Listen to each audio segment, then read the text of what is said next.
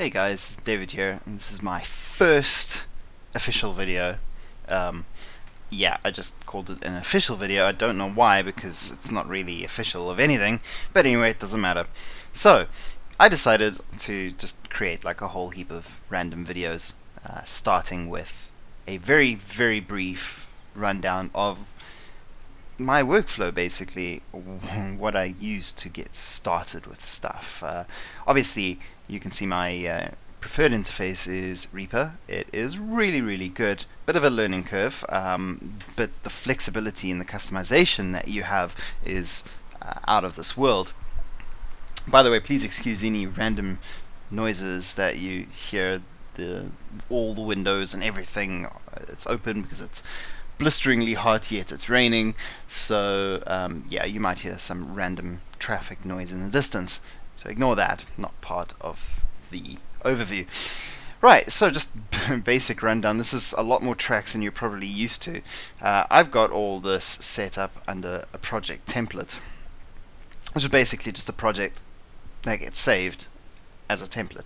So yeah, that's it. When I want to start a new track, or when I want to just play around, or whatever it is, I just go File and then Project Templates and open up a new project, version 3, because as you can see, I've been through a couple of other versions as well, each one more complicated than the previous one.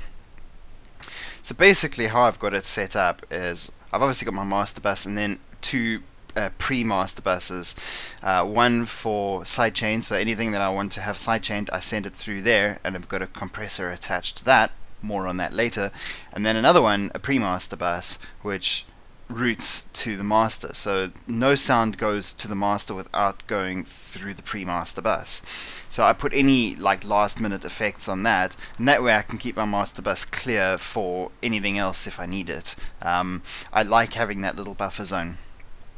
I've got a set of send buses which don't have anything in them at the moment, but you know, it's easy to just duplicate a track and then drop in an effect for whatever for whatever I'm looking for at that point in time.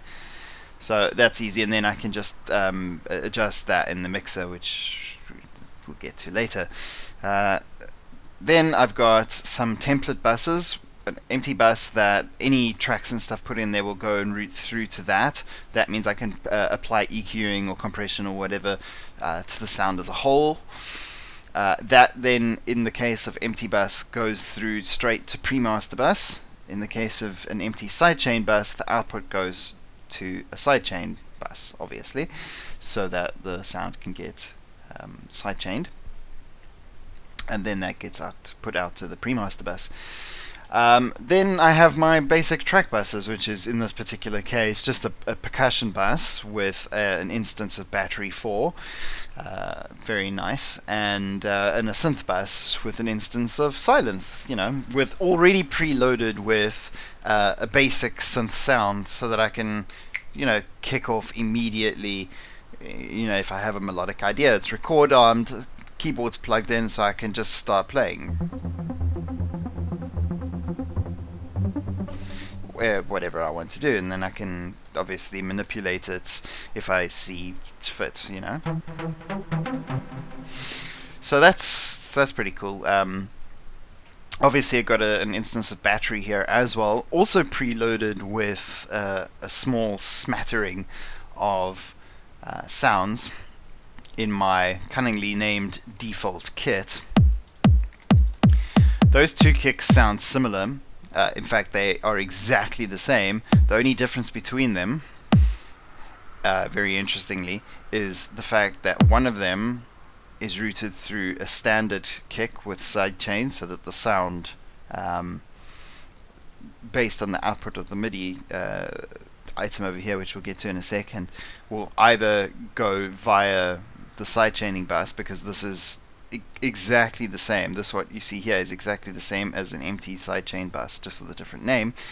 And then this one is the same kick, but that one goes through to just an empty bus. So that's if I want to have a kick for whatever reason that doesn't affect the sidechaining.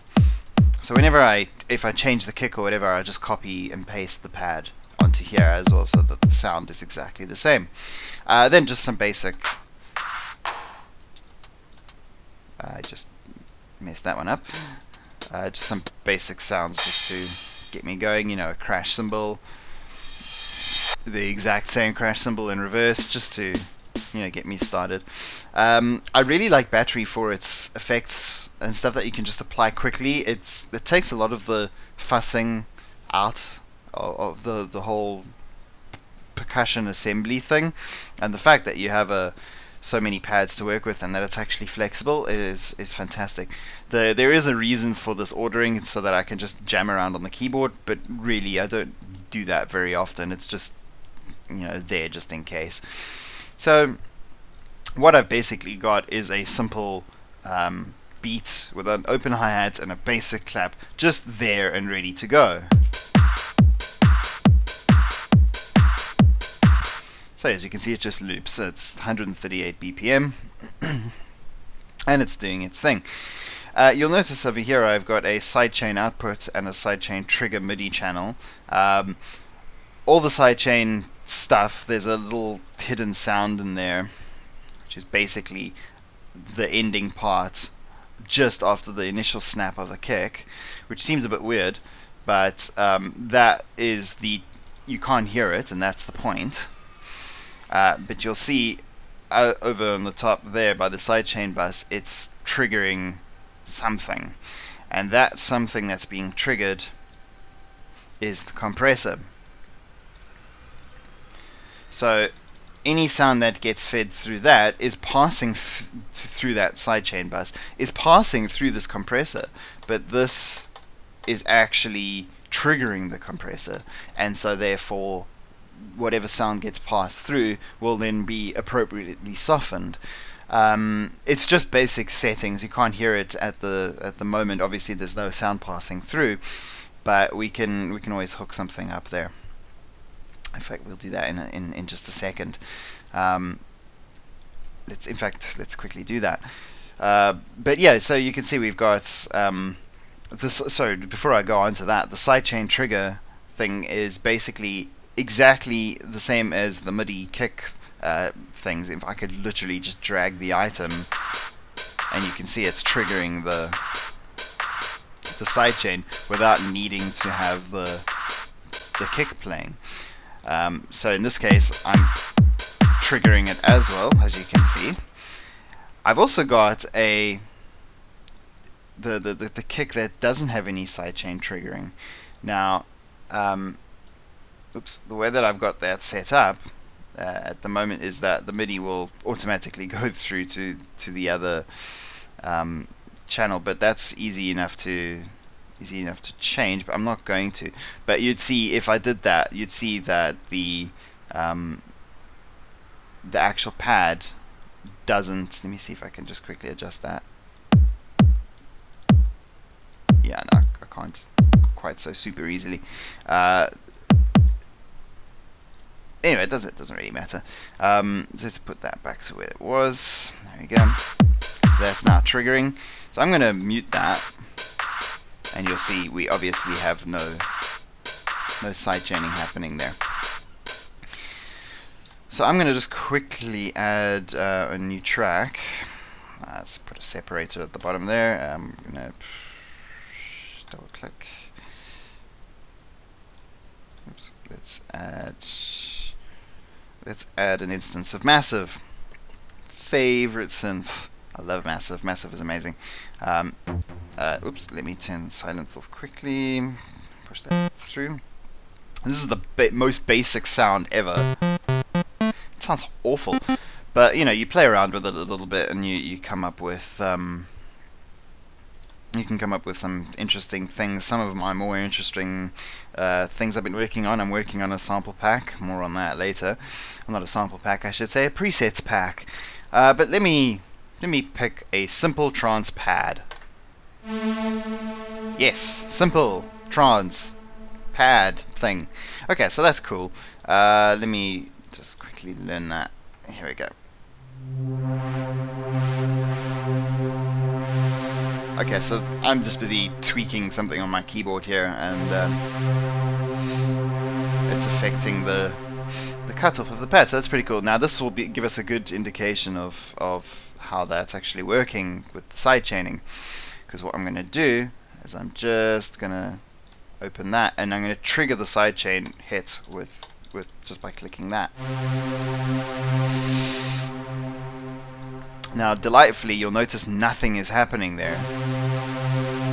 While you can see the trigger happening there, you can't actually see any, or you can't actually hear any sidechain, and that is because I haven't put massive in a sidechain bus. So I'm going to drag a sidechain bus all the way down to the bottom, and I'm going to throw massive into it. So now massive is slightly louder.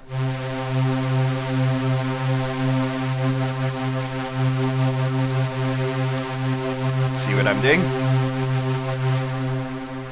So now I can tweak the values a little bit. I mean, that's obviously, this is a global sidechain. If I wanted to do specific sidechain tweaking, I would route it to a separate sidechain bus. But let's make it release slower and be more sensitive and be more hectic.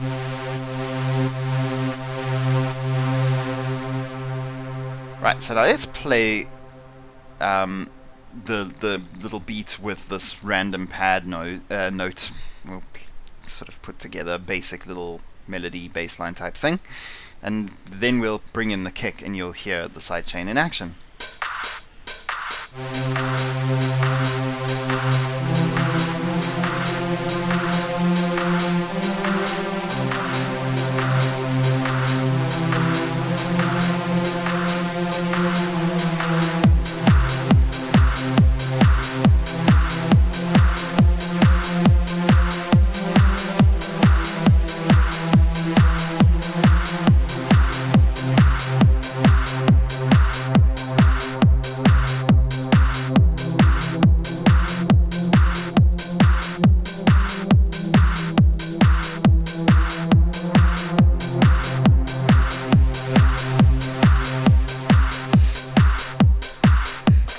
I'm now going to move that sidechain back to the sidechain trigger up atop there, which won't actually have any sound, and we should still have the sidechaining effect but without actually having the kick.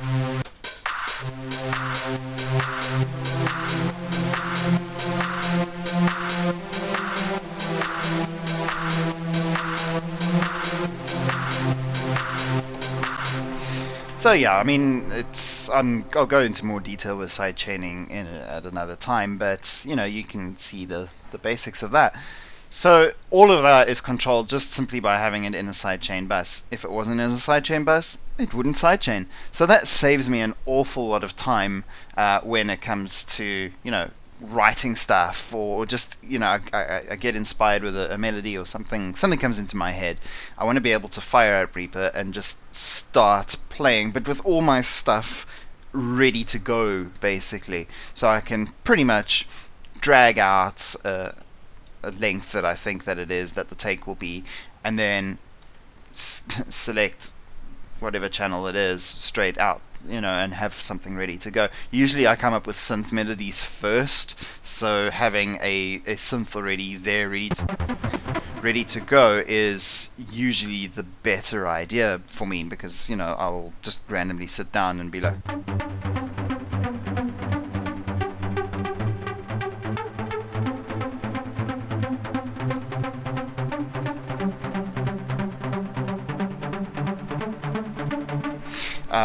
and I'll just jam for an hour or whatever it might be until something comes up, and then the moment I get that pattern, I can hit record straight away, ready to go. Didn't have to worry about setting anything up. So that's pretty cool. Anyway, that's all for this really slightly longer than I anticipated video, probably because I was going into a little bit too much detail about sidechaining and the delightfulness of it. But, you know, as you can see, it's pretty cool that that we can do that just like straight off the bat, and Reaper's very nice. There are other interfaces or workstations that are probably easier to use and probably easier to get into, but I don't know. I just, there's something about Reaper that I particularly like. Its price, for one thing. But just, you know, I just found, I love flexibility and I love customizing, and I enjoy how much freedom I have with Reaper, and so to be quite honest with you, the learning let me say that again. The learning curve is worth it. Anyway, guys, that's enough for now. We will have another video again soon. Cheers, cheers.